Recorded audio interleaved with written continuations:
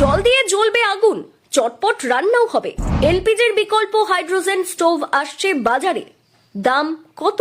আগুন জ্বলবে জলে, বোতলে করে জল ভরে স্টোভে দিলেই আগুন জ্বলবে, তাতেই রান্না হবে ঝটপট, ধোয়া হবে না, আবার কার্বন ডাই অক্সাইডও বেরোবে না। এলপিজি নিয়ে সংকটের কালে পরিবেশ বান্ধব মেড ইন ইন্ডিয়া স্টোভ আসছে দেশের বাজারে। রান্নার গ্যাসের সংকটকালে এলপিজির বিকল্প কি হতে পারে তা নিয়েই ভাবনা চিন্তা চলছে। কেউ ব্যবহার করছেন ইন্ডাকশন, তো কেউ কিনছেন ইনফ্রারেড। এবার এর থেকেও উপযোগী নতুন এক জিনিস আসতে চলেছে দেশের বাজারে, এক ধরনের স্টোভ যা জ্বলবে জল দিয়েই। শুনতে অবাক লাগলেও সত্যি, স্টোভে জল ঢাললেই তা জ্বলবে এবং তাতে খুব তাড়াতাড়ি রান্নাও হবে। স্টোভ জ্বলার পরে ধোয়া হবে না, কার্বন ডাই অক্সাইডও বেরোবে না। এর নাম গ্রিন হাইড্রোজেন স্টোভ। যুদ্ধের আবহে এলপিজি সংকট অতি তীব্র, তাই এর বদলে যা কিছু আসছে বা আসতে চলেছে তা নিয়েই খবর হচ্ছে। গ্রিন হাইড্রোজেন স্টোভের ধারণা একেবারে নতুন, আগে এমন জিনিস দেশের বাজারে আসেনি। তাই এই ধরনের স্টোভ নিয়ে আলোচনা চলছে। সেটি কি, কেমন ভাবে কাজ করবে, দামি বা কত, তা নিয়ে কৌতূহলও দেখা দিয়েছে। গ্রিন হাইড্রোজেনের ধারণা কিন্তু আজকের নয়।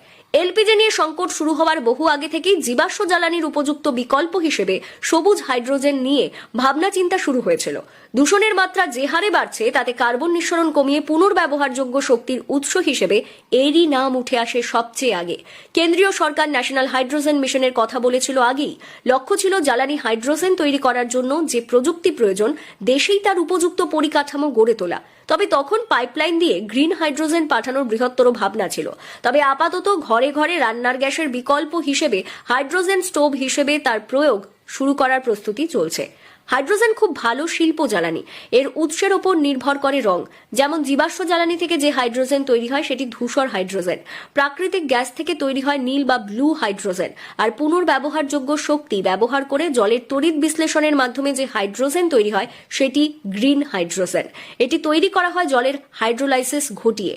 যেহেতু প্রাকৃতিক উৎস থেকেই জ্বালানি তৈরি হয়, তাই এতে পরিবেশ দূষিত হবার কোনো আশঙ্কাই নেই, কারণ এক্ষেত্রে কার্বন ডাই অক্সাইড বা কার্বন মনোঅক্সাইডের মতো গ্যাস তৈরিই হয় না। স্টোভটি কাজ করবে কিভাবে?